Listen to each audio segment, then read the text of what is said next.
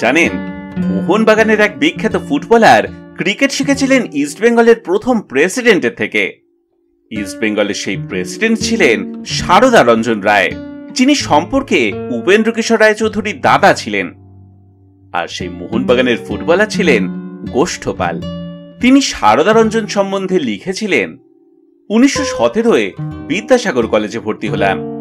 কলেজে এসে দেখি বৃষস্কন্ধ শ্বশ্রুমান বিরাট প্রতিভা সম্পন্ন এক বৃদ্ধ অধ্যক্ষ যুবজনোচিত উৎসাহ নিয়ে ছেলেদের ক্রিকেট শেখাচ্ছেন।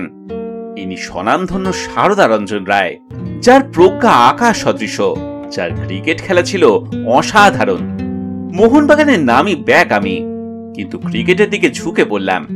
সারদা রঞ্জন আমাকেও ওই খেলার কৌশল হাতে ধরে শিখিয়েছেন। তারপরে কলেজে ও মোহনবাগানে বহু সেঞ্চুরি করেছি।